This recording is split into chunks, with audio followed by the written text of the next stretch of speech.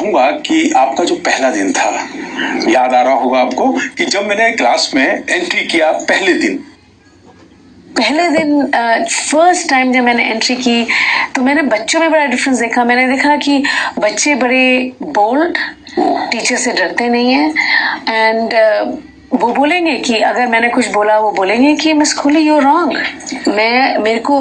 मैं गुस्सा नहीं होंगी, मैं बोलूंगी how, what, explain it to me, prove it that I am wrong. और तो ये बड़ा कल्चरल शॉक हुआ था। और एक और था कि थोड़ा बहुत एक्सेंट, उनको समझ में नहीं आ रहा था मैं क्या बोल रही हूँ, सो वो उसमें थोड़ा सा स्ट्रगल हुआ था, बट बहुत एंजॉयबल जर्नी थी। कितने साल हुए मैम आपको पढ़ाते हुए वहाँ पे? मेरे को 23 साल हो गए। 23 साल हो गए, और मैं रोज बड़े कॉन्फिडेंटली कह सकती हूँ आई लव माई जॉब। मैं रोज सुबह लुक फॉरवर्ड करती हूँ कि आज मैं जाऊंगी, आज मैं इस बच्चे से ये पूछूंगी, कल वो थोड़ा सा मेरे को दुखी लग रहा था, पूछूंगी क्या हुआ। तो क्योंकि मैं अपनी जॉब एंजॉय करती हूँ, मैं आई गिव इट 100%। बिल्कुल मैम, और ये बहुत अच्छी बात है कि आप अपनी जॉब को एंजॉय करते हैं। yes. क्योंकि जब आप अपनी जॉब को एंजॉय करेंगे तो बच्चों के बेनिफिट के लिए, उनके हित के लिए ज्यादा अच्छा होगा।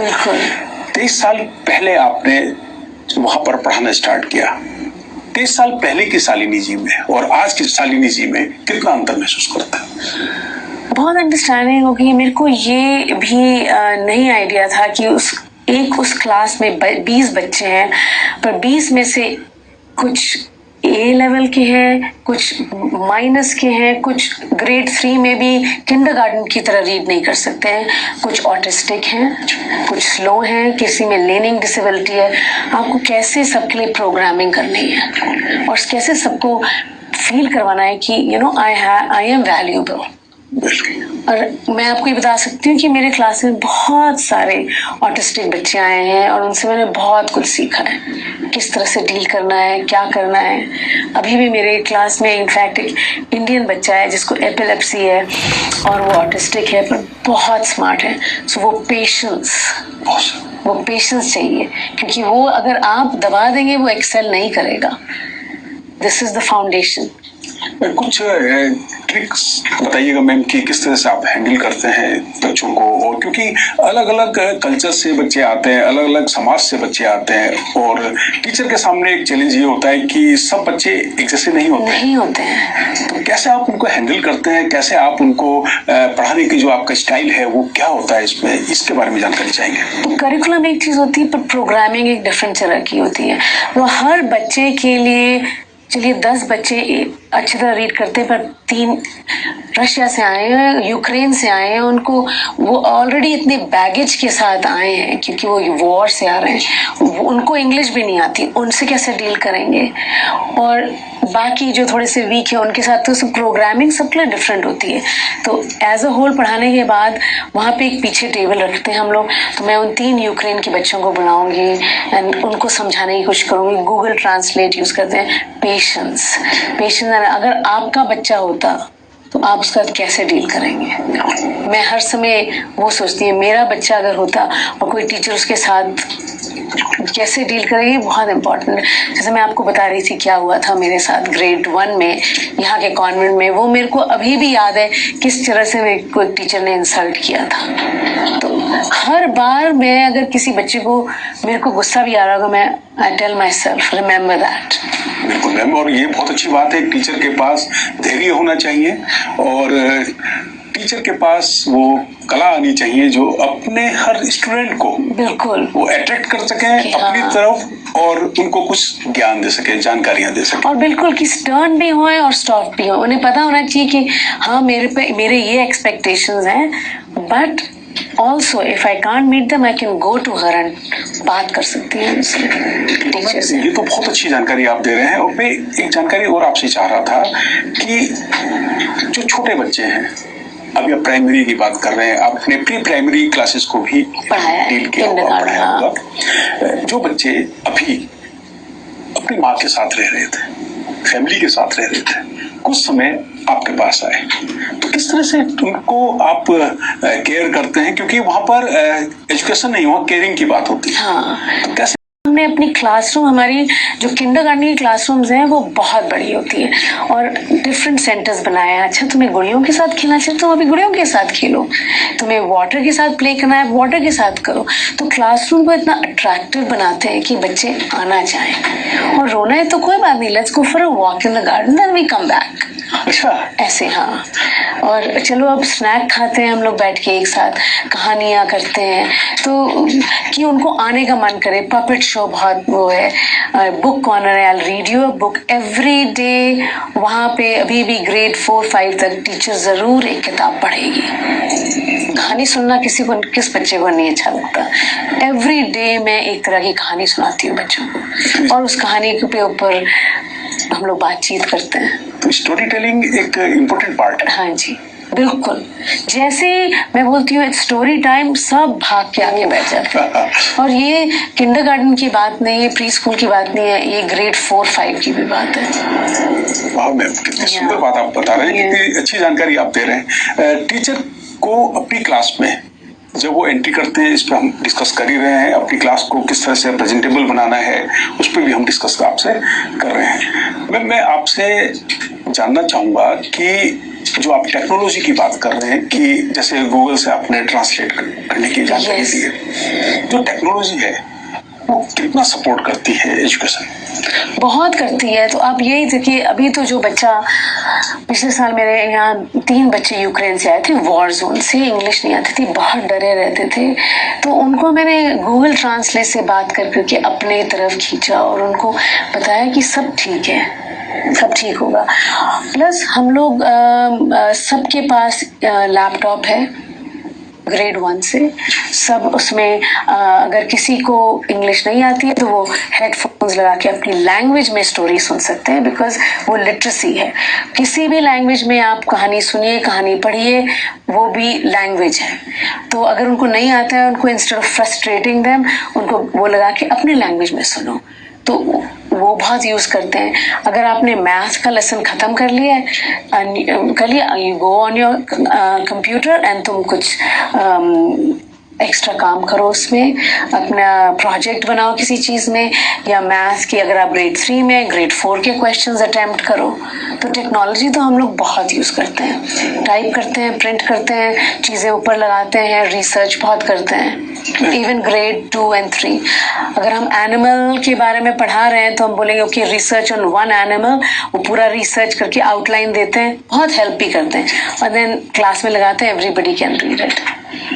और मैं आपको ये भी डिफरेंस बताऊं, जब हम लोग स्कूल में थे तो हम लोग बड़ा डरते थे लिखने में कि स्पेलिंग मिस्टेक हो जाएगी, टीचर डांटेगी, रेड मार्क्स होंगे सब जगह। तो हम लोग ने क्लास में बड़ी चीजें उनको इनेबल करने के लिए किया हुआ है, हर तरह की स्पेलिंग्स लगाई हुई है। इट्स नॉट एन एरर, जो तुम्हारे मन में आ रहा है तुम लिखो, और फिर हम एक साथ बैठ के एडिट करेंगे उसको। ये नहीं कि टीचर घर ले जाए किताब, एडिट करे, फिर आप अगले दिन दो, बच्चा कभी नहीं पढ़ेगा वो जो आपने एडिट किया है। Come sit with me and let's edit it together. अच्छा, सब लोग एक साथ बैठ जाते हैं। हाँ। और फिर एरर पर बात करते हैं, एरर की बात करते हैं, और फिर फ्रेंड्स पीयर एडिटिंग करते हैं। एक जो थोड़ा सा हायर लेवल का होगा वो अपने फ्रेंड को एडिट करके देखेगा, उसके बाद फिर वो मेरे पास आएंगे कि is this ready to be published. अच्छा, क्लासरूम का जो डिजाइन है वो कैसा होता है? काफी बड़े कमरे होते हैं, तो ग्रुप्स में बैठते हैं, रोज में नहीं बैठते हैं हम लोग, ग्रुप्स में बैठते हैं, 4 के ग्रुप्स में। और टीचर के साथ एक पीछे मेरी टेबल है, जहाँ पे कोई स्ट्रगल कर रहा है, कोई वीक है, कोई नहीं कर पा रहा है, कम and sit with me, I will help you. मैं वहाँ हेल्प, मैं उस गोल टेबल बैठती हूँ, 4 जो वीकेस्ट बच्चे हैं वो वहाँ आके बैठेंगे। तो आपका फोकस रहता है कि जो बच्चे थोड़ा सा अभी स्ट्रगल कर रहे हैं, उनको ये ना लगे कि हम तो कर ही नहीं सकते, उनको थोड़ा सा सपोर्ट देके। और इससे जो आप मोटिवेट करते हैं उनको और आप सपोर्ट करते हैं, उससे रिजल्ट, उसका जो आउटकम है वो बहुत शानदार आता है। बहुत अच्छा आता है, बहुत। कई बच्चे जो एकदम रीड नहीं कर सकते हैं, वो by the end of the year read कर रहे हैं, हेल्प कर, खुद में कॉन्फिडेंस आता है, खुद में कॉन्फिडेंस आता है। बिल्कुल मैम, ये तो बहुत अच्छी जानकारी आपसे मिल रही है। जानना चाहूंगा होमवर्क के बारे में, क्योंकि हम लोग देख रहे हैं कि होमवर्क एक चैलेंज बनता चला जा रहा है। तो क्या होमवर्क का क्या सिस्टम है मैम वहाँ? तो सब टीचर्स का डिफरेंट है और एक्चुअली होमवर्क पे इतना फोकस नहीं है। अगर आप ग्रेड 1 में हैं तो आपका रोज का सिर्फ 10 मिनट का होमवर्क होना चाहिए, पर it depends on individual teachers. मेरा होमवर्क रोज है कि आप एक किताब जरूर पढ़ेंगे और उसके ऊपर 2 लाइन लिखेंगे। I enjoyed reading this book because, तो वो बुक पढ़ के आते हैं। और एक और सिस्टम है कि आप मंडे को उनको 4 पेजेस का होमवर्क दिया और फ्राइडे को वो लेके आएंगे। If you have any challenge आप ट्यूसडे को लेके आइए और हम लोग खुद करके बैठ के करने की कोशिश करेंगे। कोई डांट नहीं, फटकार नहीं कि क्यों नहीं किया। Yes, this is also to make them responsible. खुद करो, ये नहीं कि पेरेंट्स को आपको ट्यूशन में भेजना पड़ा क्योंकि आप होमवर्क नहीं कर पा रहे हो। तो टीचर का क्या काम है? अगर आपसे नहीं हो रहा है, bring it back to me, because मेरे को आई वॉन्ट टू नो कि आपको क्या समझ में नहीं आया क्लास में। बहुत टाइम हम लोग अपना लंच में भी उनको देते हैं, रिसेस में भी। कई बच्चे जो स्ट्रगल कर, you want to come and sit with me, मैं तुम्हें हेल्प करूंगी, वो खुद ही बोलते हैं Mrs Kohli can I sit with you, या एंड यू हेल्प मी। क्योंकि पेरेंट्स नहीं कर सकते हैं, कई हद आधे से पेरेंट्स से ज्यादा को इंग्लिश नहीं आती है, तो कैसे हेल्प करेंगे? अच्छा, जो पेरेंट्स और टीचर का जो रिलेशनशिप है वो किस तरह से मैम मैनेज करते हैं? किस तरह से उस रिलेशनशिप को आप मजबूत बनाते हैं? तो एक तो हम लोग के पास ईमेल कर सकते हैं किसी भी टाइम पेरेंट्स हमें, हमने उनको फर्स्ट डे लेटर देते हैं, हमें वेरी एक्सेसिबल। आपको कोई प्रॉब्लम है आप मेरे को ईमेल करिए, मैं तो आपको रिप्लाई करूंगी। प्लस एक क्लास का ग्रुप भी बना है, आई एम श्योर यहाँ पे भी होता है, ग्रुप बना हुआ है। और मैं 1-on-1 आज मैंने देखा कि जॉन बड़ा उदास था, is there a reason, something happened at home, और आज उसने ये नहीं किया, प्लीज आप उससे बात करिए। बच्चे को ना पता चले कि टीचर और उसमें कि बोले कि आज आपने स्कूल में क्यों नहीं किया था काम, क्या हुआ था, एंड एनीथिंग। क्लास में एक हम लोग आजकल पेरेंट्स को इन्फॉर्म रखते हैं कि हम लोग आजकल एक साइंस का प्रोजेक्ट कर रहे हैं, इसमें ये हो रहा है, वो हो रहा है। तो बहुत क्लोज पार्टनरशिप है parents which is a community और हम लोगों में। और वहाँ पे ये है कि एक कम्युनिटी के बच्चे एक स्कूल में जाते हैं। अगर आप एक नेबरहुड में जा रहे हैं, रहते हैं, वो नेबरहुड के स्कूल में ही, तो कम्युनिटी बड़ी स्ट्रांग हो जाती है। मेरे बच्चे जो मैंने किंडरगार्टन में पढ़ाया वो ग्रेड 5 में गए, वो ग्रेड 6 में गए, वो फिर भी मेरी क्लास में आके मेरे से प्रॉब्लम डिस्कस कर सकते हैं open, I am here to help you. तो पेरेंट्स से बहुत अच्छा रिलेशनशिप होता है। पेरेंट्स को कोई प्रॉब्लम है, आप मेरे से टाइम लीजिए, आइए, स्कूल के बाद हम लोग बैठ के डिस्कस करेंगे। वो यहाँ नहीं था जब हम लोग बड़े हो रहे थे। थोड़ा सा जानना चाहेंगे आपके कुछ संस्मरण, कुछ यादगार किस्से जो आप यहाँ पढ़ाई करते थे, उस दौरान की कुछ बातें जानना चाहेंगे। जैसे मैं आपको बता रही थी, एक बार तो मैंने आपको बताया कि कॉन्सर्ट हो रहा था और मैं अपने स्टेज पे गई और मैंने अपनी मदर को ऑडियंस में देखा और मैं इतनी खुश हुई कि मैं वो लाइन ही भूल गई अपनी जो मेरे को बोलना था। पर जब मैं स्टेज से उतरी तो वो टीचर मेरे से बहुत गुस्सा आई, उसने मेरे को सबके सामने इंसल्ट किया, and I will always remember that.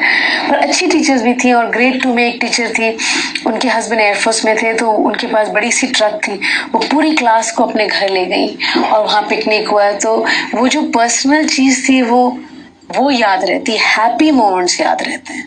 बिल्कुल, और याद करके रखने चाहिए। हाँ बिल्कुल, क्योंकि जब आप कुछ ऐसे लम्हों को याद करते हैं जो आपको खुशी देते हैं, तो मुझे लगता है कि उसको बार बार याद करना चाहिए। बिल्कुल, और मैं ट्राई करती हूँ कि मैं सब बच्चों से एक पर्सनल रिलेशन बनाऊं। मेरी अभी लास्ट ईयर एक बच्चा बहुत अच्छा सॉकर खेलती है, और उसने बोला कि आप मेरे गेम देखने आएंगी। मैंने कहा ऑफ कोर्स। सैटरडे को मैं छुट्टी के दिन उसने मेरे को इनवाइट किया और मैं वहाँ पे उसके 3 घंटे बैठ के उसका गेम देखा, और वो इतनी खुश हुई। बट वो जिंदगी भर याद रखेगी होपफुली। जैसे कि आप अभी जिक्र कर रहे थे कि छोटे बच्चे प्रोजेक्ट भी बनाते हैं। हाँ जी। किस तरह के प्रोजेक्ट होते हैं, किस तरह से उन पर काम करते हैं, कैसे कोऑर्डिनेट करते हैं एक दूसरे को, किस तरह से होता है? तो उन लोगों एक तो इंडिपेंडेंट प्रोजेक्ट भी होते हैं, पर यूजुअली हम लोग 2-3 बच्चों को ग्रुप में डाल के, एक बहुत अच्छा होगा कंप्यूटर में, एक की आर्ट बहुत अच्छी होगी, एक की इंग्लिश बहुत अच्छी होगी, सो एक साथ कोऑर्डिनेट करके ग्रुप में काम करते हैं और क्लास में करते हैं, घर में नहीं करते हैं, क्योंकि तभी आई कैन मार्क देम अगर क्लास में करेंगे। और डिफरेंट क्लास बड़ी होती हैं तो डिफरेंट डिफरेंट कोने में बैठ के करते हैं और मैं सर्कुलेट करती रहती हूँ और सुनती रहती हूँ और एनेक्डोटल्स लेती रहती हूँ कि ये ऐसे कर रहा है, इसने ऐसे रिएक्ट किया, और फिर हम लोग एक दूसरे से बात करते हैं। फिर मैं ये भी बोलती हूँ ऐसे, you're a very good team player. फिर दूसरे के पास जाऊंगी ऐसे, you're not a good team player because you're not a good listener, अलग बुला के। तो क्रिटिसिज्म भी, बट हेल्दी क्रिटिसिज्म, पब्लिकली नहीं। पब्लिकली नहीं।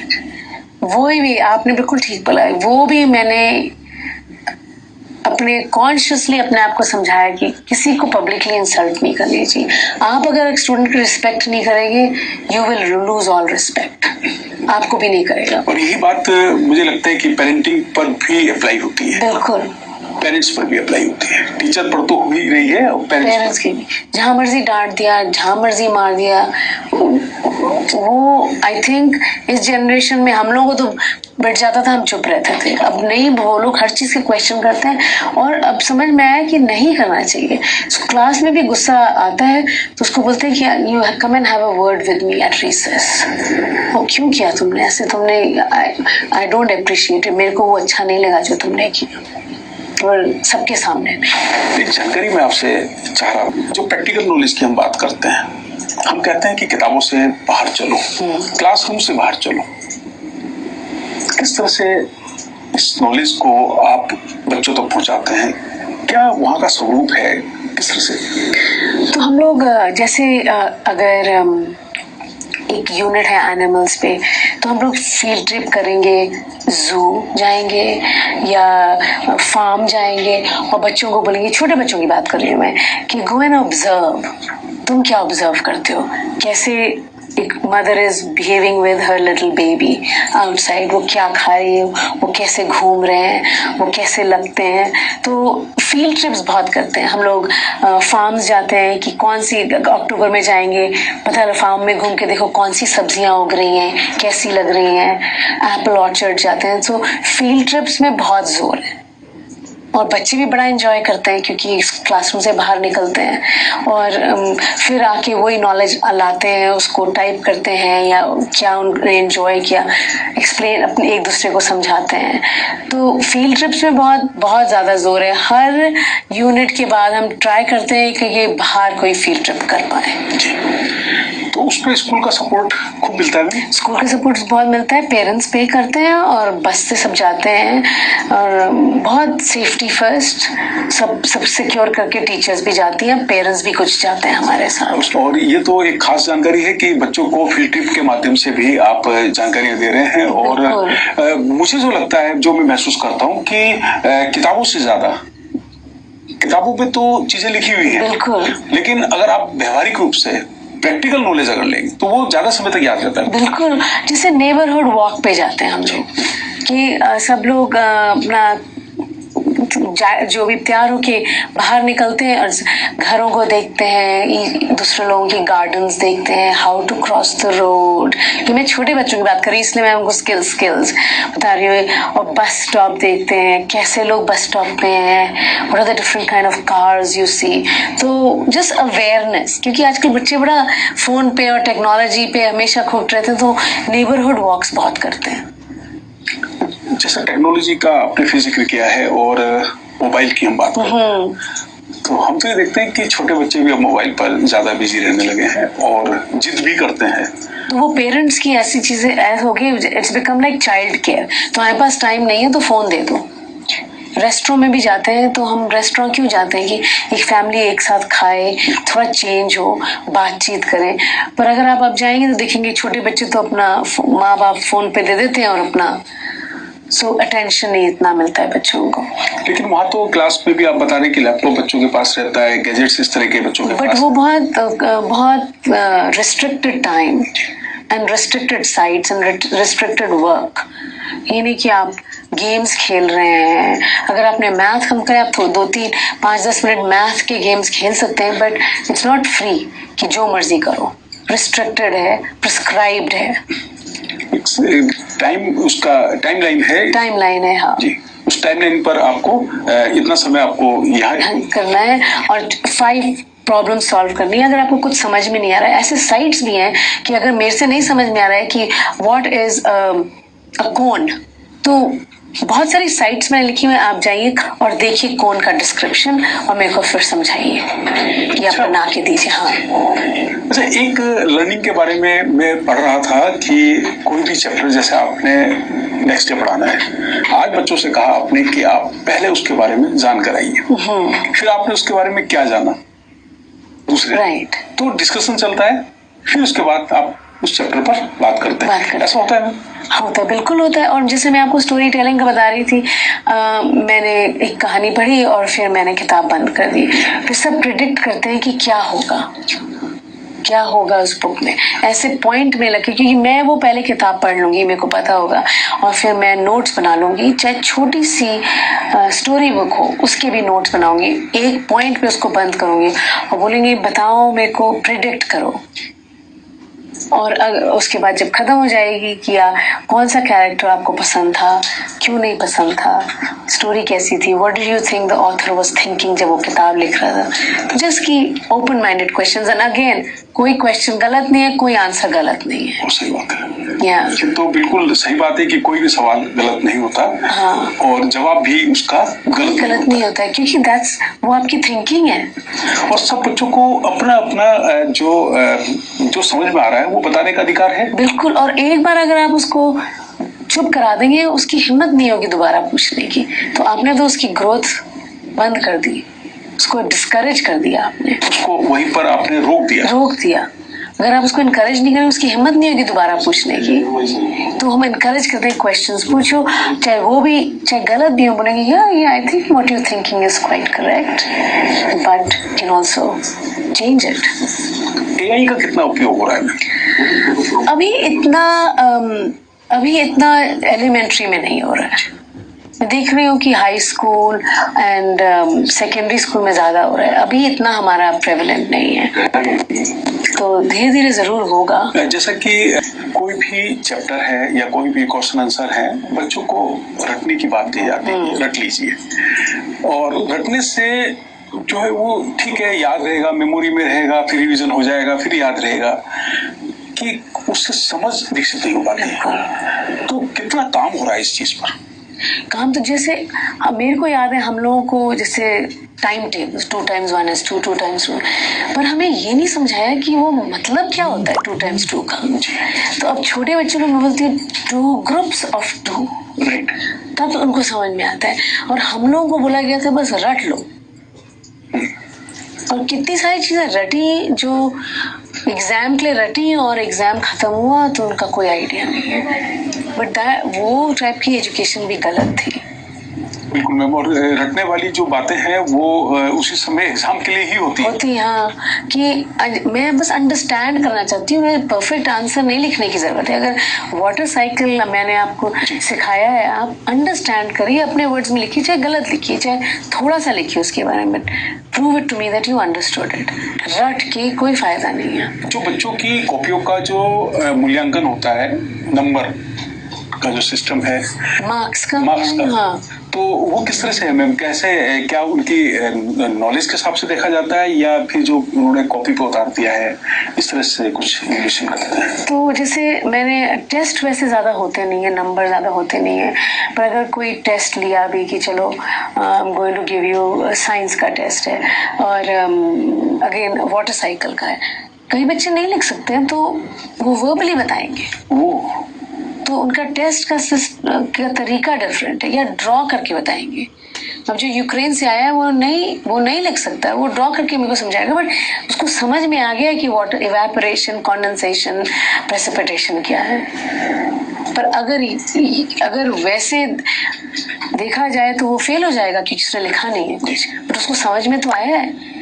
और कई बच्चे टेस्ट कर रहे हैं, मे बी उसके साथ वो ठीक से सोया नहीं था, वो भूखा है इसलिए वो कर नहीं पा रहा है एग्जाम, वो डरा हुआ है, डिफरेंट रीजंस हो सकते हैं एग्जाम अच्छा नहीं करने के। जैसे कि आप बता रहे हैं कि टेस्ट ज्यादा नहीं है, नहीं, एलिमेंट्री में टेस्ट ज्यादा नहीं है। और उसके अलावा फिर वो किस तरह से आप उनको जज करते हैं? डे टू डे कैसे आंसर कर रहा है, हमेशा मार्क बुक रहती है, घूम घूम के कैसे काम कर रहा है। छोटे मोटे टेस्ट होंगे बट डराने के लिए नहीं होंगे। और जैसे वो रिएक्ट कर रहा है, जैसे मेरे को you have to know your students well कि उसको कितना आता है। और 1-on-1 बहुत करते हैं, बहुत 1-on-1 होता है। ये ज्यादा अच्छा है। या आप रीड करें, मेरे साथ आके रीड करो। अगर आप थोड़े वीक हो, आपको लोअर लेवल की किताब दूंगी, सो आई नो एग्जैक्टली कि वो बहुत नहीं पढ़ सकता, वो अपने लेवल का पढ़ेगा। 1-on-1 बहुत काम होता है। स्पेशली मेरा जोर ये है कि जब टीचर मार्क कर रही है, अगर वो उसके सामने उसको बताएगी तुम्हारी ये गलती है, तभी वो सुधरेगा। अगर वो टीचर 5/10 दे देगी, वो अपना गलती कभी नहीं देखेगा। उनको और गलती बताने का भी तरीका बहुत शानदार आप बता रहे हैं कि सब बच्चों को एक साथ बिठाकर तब एरर पे बात होगी कि आपने यहाँ स्पेलिंग मिस्टेक किया है और ये सही ये है और जो आपने बताया वो गलती है। बिल्कुल, ये तो बहुत अच्छी जानकारी आप दे रहे हैं। एक जैसे आपने टाइम टेबल पर बात की है, टीचिंग प्लान, जो टीचिंग प्लान है वो किस तरह से तैयार करते हैं, क्या उसका मेथड होता है, किस तरह से आप? तो टीचिंग प्लान में भी of course pre teaching, during teaching and after teaching, जैसे आप बोल रहे थे किताब में पहले आप पढ़ के आओ, थोड़ा आपको क्या नॉलेज है इस चीज के बारे में, फिर हम पढ़ेंगे। और बाद में आपने नई, आपको नॉलेज ऑलरेडी थी पर आपने और क्या सीखा इसके बारे में, यू नो, उसकी वो चाहे बच्चा किसी तरह भी समझाए, बट ऑब्वियसली थोड़ी नॉलेज लेके आता है, थोड़ा हम देते हैं, फिर बाद में what did you learn, what was the new thing that you learned? Time table का एक सिस्टम होता है, एक थोड़ा सा टफ सब्जेक्ट जो बच्चों को थोड़ा सा जटिल लगता है। हाँ, एक बहुत इजी, जैसे ड्राइंग बच्चों को अच्छी लगती है, पेंटिंग और खेलने का कभी कभी 0 पीरियड भी बोलते हैं। हाँ जी, ये सब आते हैं। तो जो टाइम टेबल सेट करने का क्या मेथड है मैम, किस तरह से टाइम टेबल सेट करते हैं? वो तो जो सब्जेक्ट्स हैं, लाइक लैंग्वेज और मैथ का थोड़ा सा एक सुबह का ब्लॉक हम लोग देते हैं। तो मेरी क्लास में है कि सुबह जैसे ही आते हैं कुछ क्वेश्चंस बोर्ड में होते हैं और वो क्वेश्चंस होते हैं कि आपने एक दिन पहले क्या पढ़ाया है, चाहे वो math, language, science, social studies, general knowledge. वो आते ही पहले वो 5-6 क्वेश्चंस आंसर करते हैं। फिर ये मेरा छोटा टेस्ट है कि कल मैंने इन लोगों को एडिशन सिखाया था, इसको समझ में आया था कि नहीं है। इसको नहीं समझ में आया था तो इसके साथ में इसको मैं पीछे बुलाऊंगी जॉन को और इसको समझाऊंगी, ये ऐसे करते हैं। फर्स्ट थिंग मेरा ये मैं इसको बेल वर्क बोलती हूँ कि जैसी घंटी बजी आप वो 5 क्वेश्चंस आंसर करो। ये मेरा सिस्टम है, वो कोई प्रिस्क्राइब सिस्टम नहीं है। तो टाइम टेबल उससे शुरू होता है। प्लस जब हम प्लानिंग करते हैं, हमें प्लान करना पड़ेगा कि जिसको इंग्लिश नहीं आ रही है उसको कैसे समझाएंगे, जो अभी स्टिल रीड नहीं कर पा रहा है उसको कैसे समझाएंगे, और जो बहुत एडवांस है उसको हम ऑल्सो कैसे चैलेंज करेंगे। सो उस लेसन प्लान में बहुत सारे लेयर्स होते हैं। एक शब्द है बैक बेंचर। यस, आपने सुना होगा। हाँ, पर मेरे को उस वर्ड से पसंद नहीं है। क्योंकि एक सिस्टम होता है कि पहले बेंच, देन सबसे लास्ट। तो जो सबसे लास्ट में बैठा है उसको बैक बेंचर कहा जाता है। और इस वर्ड पर बहुत चर्चा होती है। बैक बेंचर कोई ना रहे, बिल्कुल। क्या सुझाव देना चाहिए? बैक बेंच होनी ही नहीं चाहिए, इसीलिए कोई बैक बेंच है नहीं हमारी क्लास में। ग्रुप्स हैं, सब अपने ग्रुप में डिस्कस कर रहे हैं, कोई पीछे नहीं है, कोई आगे नहीं है। कई बार हम देखते हैं कि कुछ, ये तो वर्ड एकदम अबॉलिश कर देना चाहिए। और अब तो हम देख रहे हैं कई बैक बेंचर्स से जिनको कहा जाता है कि बैक बेंचर्स हैं और वो बहुत अच्छा कर रहे हैं अपनी लाइफ में। क्यों नहीं करेंगे, क्यों नहीं करेंगे?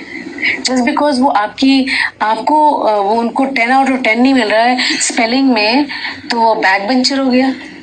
ये तो डिस्क्रिमिनेशन है। सबका लर्निंग का तरीका डिफरेंट है, सबका लेवल डिफरेंट है। सो अगेन वो इंसल्टिंग वाली बात होगी, किसी बच्चे को इंसल्ट नहीं कर सकते।